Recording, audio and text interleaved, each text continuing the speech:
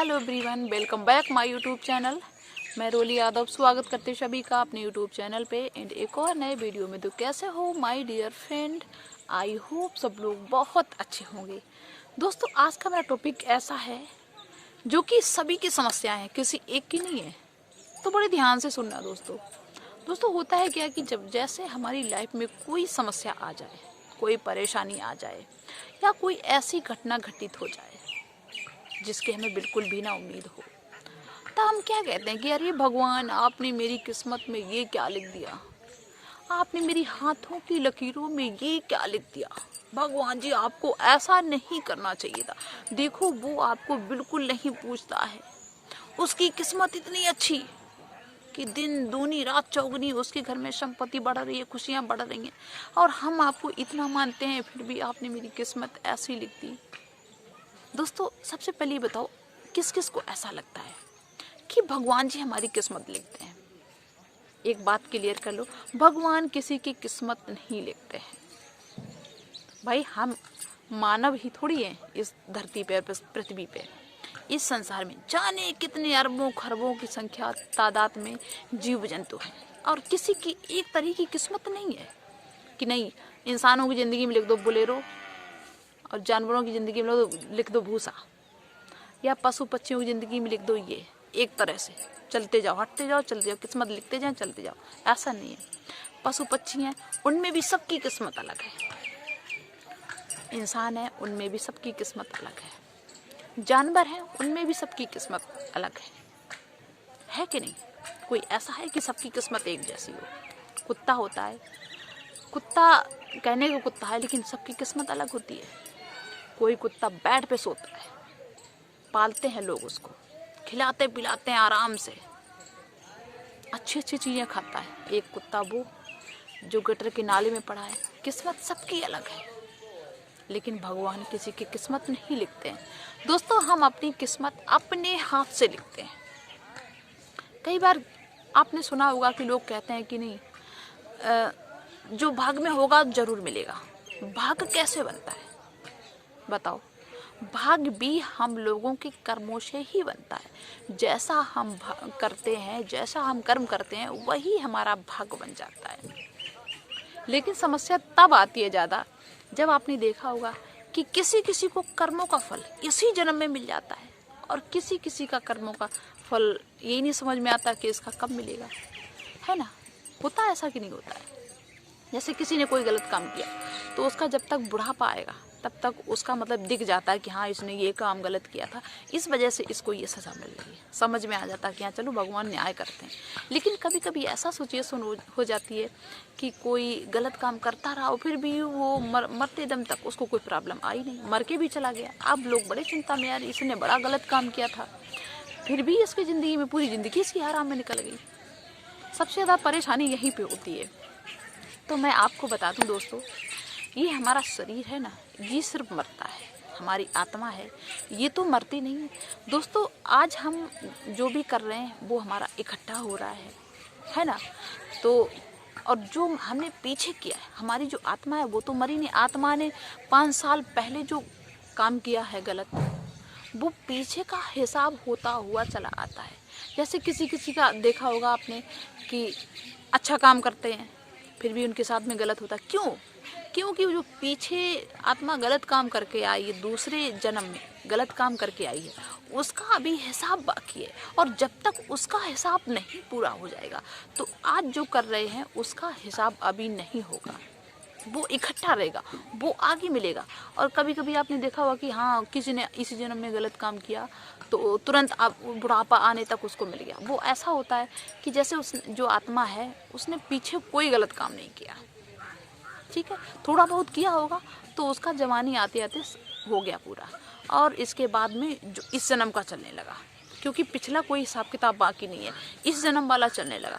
वो बुढ़ापे तक उसको दिख जाता है, जो उन्होंने का जवानी में किया वो बुढ़ापे में दिख गया, क्योंकि उनका पीछे का कोई लेन देन नहीं है। ऐसा होता है। और कोई ऐसा है कि जीवन भर सेवा की, दूसरों की अच्छा काम किया, और लेकिन उसके पिछले कर्म हैं, पीछे वाला जो हिसाब किताब है उसका, वो भी चल रहा है, इसलिए अभी वाला नहीं उसको मिला है, वो इकट्ठा हो रहा, वो भी मिलेगा। अब इस जन्म में पूरा नहीं हिसाब हो पाएगा तो अगले जन्म में मिलेगा, लेकिन मिलेगा ज़रूर। ये नहीं कि आपने कोई अच्छा काम किया है, किसी का परोपकार किया, किसी के काम आप आ गए तो आपका वो व्यर्थ में चला गया। वो हमें समझ में नहीं आता है, वो कहीं ना कहीं समझ में ज़रूर आता है, वो आगे चल के हमें देखने को मिलेगा। तो दोस्तों, समय से पहले और भाग से ज़्यादा कभी किसी को मिलता नहीं है। हर बार आपने सुना होगा कई लोगों के मुँह से, तो यही चक्र है। जब तक वो मैंने किया है उसका भी समय नहीं आया, तब तक वो हमें मिलेगा नहीं। और अगर मैंने अच्छा काम किया है, अच्छे कर्म किए हैं, तो अच्छे कर्म से जो मेरा भाग अच्छा बना हुआ है तो वो मुझे ज़रूर मिलेगा। लेकिन आगे जो आपका भाग है, आगे जो आप अपना भाग बनाने वाले हो, उसके लिए भी तो मुझे काम करना पड़ेगा आज। अब ये नहीं कि हाँ भाई भाग में लिखा है तुम्हारी सरकारी नौकरी मिल जाएगी तो इसके लिए हम कर्म ही ना करें। जब हम कर्म करेंगे तब तो मेरा भाग पूरा हो पाएगा। बिना कर्म किए आपका भाग नहीं बन सकता है। तो आज से आप इस बात की बिल्कुल भी टेंशन नहीं लेंगे कि नहीं भगवान ने मेरी लाइफ में ये लिख दिया, क्योंकि भगवान की किसी से कोई पर्सनल दुश्मनी है नहीं कि नहीं भैया तुम्हारी किस्मत में साइकिल लिख दी और तुम्हारी किस्मत में लिख दी 4 व्हीलर गाड़ी। ऐसा तो है नहीं। ना भगवान से किसी की यारी है, ना किसी से दुश्मनी है। भगवान हर इंसान को देखते हैं, हर इंसान भगवान के लिए एक संतान के समान है। भगवान सबके पालन करता है, भगवान ही सबको देखते हैं। लेकिन भगवान ने ये साफ साफ कह दिया गीता में कि इंसान अपने कर्मों से जो करता है, जो जैसा कर्म करते हो उसको वैसा ही फल मिलता है, और समय के साथ ज़रूर मिलेगा। इंतज़ार करिए, क्योंकि आपके साथ भी हो सकता है किसी ने गलत किया हो, या आपके आसपास कोई ऐसा हो जो बहुत गलत काम करके अपनी ज़िंदगी जी रहा है और ऐसो आराम में जी रहा है। तो टेंशन मत लेना, आएगा समय। अभी उसका पीछे वाला हिसाब किताब पूरा नहीं हुआ, इसलिए उसका समय अच्छा चल रहा है। तो भाई आपसे सिर्फ हम यही कहना चाहते हैं, सिर्फ आपको अपने वीडियो के थ्रू एक ही मैसेज देना चाहते हैं कि आप फल की इच्छा मत करिए, कर्म करते रहिए। अच्छा फल तो आपको अपने आप मिलता चला जाएगा, क्योंकि फल देने के लिए कोई तैयार बैठा हुआ है कि किस समय आपका कौन सा हिसाब होना है। इंसानों से चूक हो भी सकती है, लेकिन जो भगवान के यहाँ पे हिसाब होता है ना, उससे कभी चूक नहीं हो सकती है। तो अपना भाई रिजल्ट लेने के लिए तैयार रहिए, बस मेहनत करते रहिए निरंतर। ये आप पे निर्भर है कि आप अच्छी मेहनत करेंगे कि खराब मेहनत करेंगे। कोशिश यही करिए कि हमसे कोई गलत काम ना हो जाए और अच्छे से अच्छा काम हो, और मतलब कोई ऐसा काम हो ना हमसे जिससे किसी को बहुत ज़्यादा हर्ट हो। तो आप मेरी इस वीडियो से क्या समझे? सबसे पहले तो एक ही, भगवान पे ब्लेम मत करना, भगवान की पूजा पाठ करो, भगवान को मानो, नास्तिक मत बनो, आस्तिक बनो। ऊपर वाला सब देखता है। कोई आपके साथ में गलत करता है तो आप टेंशन मत लीजिए, उसका हिसाब बहुत जल्दी होगा। बस वो आगे पीछे वाला सिस्टम है ना, कि पीछे का हिसाब नहीं हुआ तो आगे कैसे सब कुछ अच्छा होने लगे। तो यही सब क्रम है। तो अच्छे से अच्छा करिए। इस जन्म में आपके साथ सब कुछ अच्छा हो रहा है। का अहंकार बिल्कुल मत करना कि नहीं हमारे अंदर दिमाग है इसलिए हमारे साथ में सब कुछ अच्छा हो रहा है। नहीं, ये घमंड बिल्कुल मत लाइए। आपके पीछे के कर्म अच्छे हैं इसलिए आपके साथ सब कुछ अच्छा हो रहा है। और आगे लाइफ में या आपको अगले जन्म में अगर यही सब कुछ चाहिए या अच्छा चाहिए सब कुछ कि आपके साथ में अच्छा हो, तो निरंतर अच्छे काम करते रहिए। नहीं तो ये घमंड पाल के बैठ जाओगे, नहीं हम तो बहुत दिमाग वाले हैं इसलिए हमारे साथ में सब कुछ अच्छा हो रहा है और होता रहेगा।